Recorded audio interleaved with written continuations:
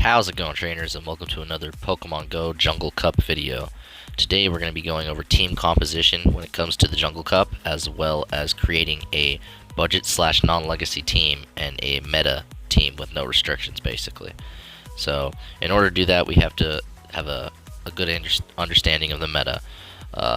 Essentially, you're going to want to have to go off this infographic. You have your categories when it comes to the flyers, the bugs, the grass, the electric, and let's just be honest, Vigoroth. You have a wild card spot to run a double electric if you want to, double grass, double flyers. Wigglytuff isn't in this infographic. That's definitely a good choice. Or even a bug to help you resist something like Wigglytuff. But having said all that, we're going to go ahead and jump into our budget non-legacy lineup and get this started. So right away we need to define what exactly a budget team is, and a budget team is something that costs you very little dust, like probably under 100k, so that's what we're going to aim for. So starting off, we're going to go with Vigoroth. Vigoroth, despite having 75k for that extra move, is just a staple when it comes to the Jungle Cup. We're going to opt in this situation to not have a secondary move and just run counter Body Slam, because truthfully Body Slam is going to get the job done for you in all aspects, honestly. Next up, we're going to go with our flyer in Noctowl. Noctowl costs 10k for that extra move, and I think we're going to actually take it this time, so that's our first 10k spent. We're going to go with Sky Attack and Psychic to have great coverage against most things. I mean, it's going to do great against the grass and the bug. Next up, we are going to go with Beedrill. Beedrill, we're going to go with Poison Jab Fast Move, X Scissor, and Sludge Bomb as its charge moves. So we're going to spend another 10k, so 20k now. Beedrill is excellent against Wigglytuff, excellent against the grass types, and it does pretty good against Vigoroth as well. And it is the only bug that runs a Poison Fast and charge move. Next, we're going to run a Alolan Golem. Alolan Golem is a lot easier to obtain than Alolan Graveler in the sense of you don't have to have it as high of a level. So you could get a level 19, so to say, and evolve it straight into a Golem and you'd be set. We're going to run Rock Throw, Stone Edge, and Wild Charge, so now we're up to 30k. Next up, we're going to go with Victory Bell, and the reason we're going to go for that is because Venusaur has that Legacy Frenzy Plant. So Victory Bell would be running Razor Leaf, Acid Spray, and Leaf Blade, and it's going to be doing really well. Razor Leaf's going to hit like a truck real fast, and you're going to do a lot of damage without having to get to your charge moves. We're going to go with that secondary charge move, so that is 50k spent right there, cutting us up to 80. Next off, we're going to go ahead and opt for Wigglytuff in our 6th spot. Wigglytuff running Charm as its fast move, of course, and Ice Beam and Dazzling Gleam. Truth be told, Charm is a lot like Razor Leaf. It's going to do the same kind of thing as Victory Bell, but Wigglytuff is a great counter to a lot of things neutrally in this meta. With that additional 10k spent on Wigglytuff, that puts us to 90k, so we have achieved our goal of making a budget team under 100,000 Stardust. Next up, we're going to build a meta team, and please note that this meta team is actually the team that I'm currently running, so therefore it's not going to have the best of the best, but it's going to be a team that essentially counters the best of the best as well. So first things first, we are going to of course run Vigoroth. Vigoroth this time around is going to have Counter, Body Slam, and Bulldoze. Bulldoze will give you great additional coverage against the electrics, the grass poisons, and the rock electrics even. I mean, it's a good move. It just costs a little bit more. Next, we are going to run Noctowl. Noctowl will be our flyer. It'll be our bug counter. It'll be our grass counter, and that'll be its main purpose. We're going to run the Wing Attack, Sky Attack, and Psychic version as well. And then our third Pokemon will be Beedrill. Beedrill, of course, will be running Poison Jab, Sludge Bomb, and X Scissor. And as noted before, it is the one bug type that runs both a Poison Fast, and Charge move. So that's great against Wigglytuff. On our 4th slot is going to be Venusaur, the #1 counter to both Venusaur and Wigglytuff. Not Venusaur, Vigoroth and Wigglytuff, sorry. We're going to be running Vine Whip, Frenzy Plant, and Sludge Bomb, and it will be fantastic against the water electrics, the electrics in general, and Vigoroth and Wigglytuff. So yeah. For our 5th slot, we're going to run Lantern. Now Lantern's going to be great against the flyers, and its water fast move is going to do good against the bug flyers and Vigoroth as well in the right shield scenarios. It's just so tanky, it could really resist a lot, so that was why I went ahead and chose it this time around. Now for the 6th slot, we're going to go with Magnezone. Originally I was going to go with Vespiquen, but currently we're running Magnezone just because of the emergence of Wigglytuff. Magnezone has great coverage against Wigglytuff, has great coverage against stuff like Beedrill, Noctowl, and all the grass users even. It's a fantastic Pokemon and severely underrated. Of course, the optimal would be Legacy Discharge Magneton, but that I just don't have access to, so Magnezone does the trick, and yeah. Having all that said, we're going to actually go into some gameplay of this meta team that I have built, and this gameplay is actually from my recent Jungle Cup this past weekend. We only had 8 participants, so it only went 3 rounds, but we managed to go undefeated and win it all, and let's go ahead and talk about what we did. Starting things off, we're going to be leading with our Venusaur, try to get it a positive matchup, and we're going to lead right into a Beedrill, which is a bad matchup, so we're going to switch right away into our Magnezone. Our Magnezone is resistant upon everything Beedrill could throw at us, so we're not really worried. As you can see, X-Scissor doesn't do anything. We get to our Wild Charge and hope that it will land. Boom, and it does, and it one-hit KOs that Beedrill right out of there. We gotta see what he's gonna send in next. We're stuck with our Magnezone, but he sends in a Lantern, so Wild Charge again will wreck this. He shields it this time, and we are gonna more than likely not shield and just let it go, because we got Venusaur.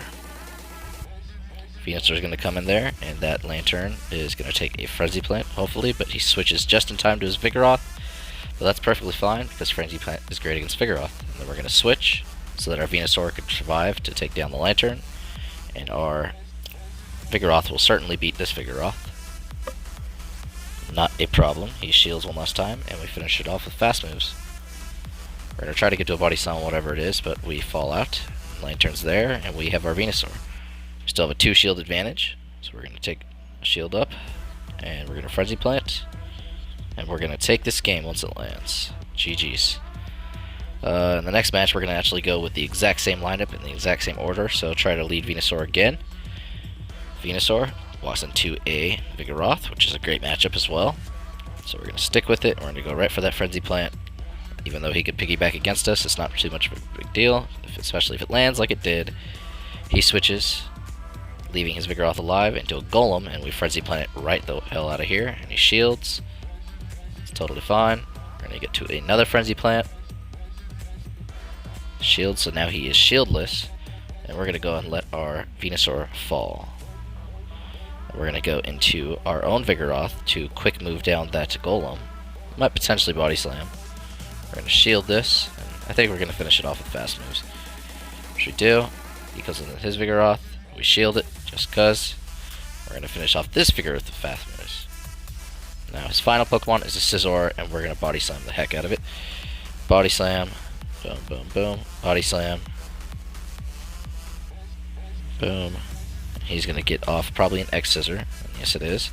Almost finishes us, and then we're going to get one last Body Slam to take this game and 2-0 this opponent. GG's. Going into the next match of 3, we're going to go ahead and lead with Venusaur again since it's working out so well, and we walk right into a Lantern. So, fantastic matchup. We expect to switch very, very soon. But we get the Frenzy Plant. We're going to see if it lands. She shields. It's totally fine. We have a little bit of lag, and she gets off a Thunderbolt, presumably. We let it go. We're going to keep going. She switches, so we switch into our Noctowl against this Fortress. I personally think this is a misplay, and we should have gone for the Magnezone. But hey, just because Noctowl takes a while, and this is going to take a lot of resources to get this Fortress down. But she uses a lot of resources to save it, so it's alright. We get the Sky Attack, get it in the yellow. We're anticipating. We decide to shield. Probably end to finish this with a Sky Attack, otherwise she'll get to another Heavy Slam. We try to do it with fast moves, and she gets to that Heavy Slam, so we have to shield. Now we are both shieldless, and I have a Noctowl ready with 2 Sky Attacks and probably a Psychic and a half. We go for a Sky Attack, and hope that we have enough for a second. What should we do? Spam those Sky Attacks. Boom, boom. I'll let our Noctowl fall. And we're going to go in there with Venusaur and finish it right off. Frenzy Plant anything that comes in because we know it's Lantern, and one hit KO that, and that'll be a good game. Next we're going to change it up and lead with our Noctowl. Noctowl gets a positive matchup against a Venusaur, so we read it perfectly. We go ahead and do that. 2. We're not going to shield. Frenzy Plant goes off, we get our Sky Attack, and she doesn't switch this time in time. She shields, and then she's probably going to switch, which she does, into a Lantern. So we switch to our Venusaur. Then we Frenzy Plant it away. She shields, so now she is shieldless, and we have 2 shields. We're going to let this go. It's a Hydro Pump. Didn't quite see that one coming, but that's alright. We're going to Frenzy Plant this Lantern, and it's going to go bye-bye. She's out of shields. And she's going to send in her own Venusaur, so we're going to go straight for the Frenzy Plant before we die to get some chip damage in. We're going to let her finish our Venusaur off. And now we're going to come in and top it off with Noctowl. Noctowl's going to finish it off with some fast moves, presumably. So we have a Sky Attack ready to go for the next Pokemon. And we choose to go with Psychic against Vigoroth. I'm not quite sure why we did that, but hey. We could have got 2 Sky Attacks off, and it looks like we're going to opt to shield so that we can do just that. And we're going to finish it off with a Sky Attack. And that is going to be the end of that best of 3 as well. Going into the final best of 3 with this team, we're going to be leading with Magnezone. Magnezone against Beedrill, it resists everything Beedrill has to offer, so I guess Sludge Bomb's going to be the best thing against it. It will probably take about 1/3 of damage, but not a big deal. Or Wild Charge, she's going to shield. We'll let it go, whatever's coming. Sludge Bomb, there goes about 1/3 of our damage. We're going to get to another Wild Charge, but she gets to her presumably Sludge Bomb again. It's Aerial Ace this time, that's totally fine. And we're going to Wild Charge, and that Beedrill's going to go bye-bye. She comes in with a Venusaur, and we decide to switch to our Noctowl, leaving our Magnezone ready with another Wild Charge just about.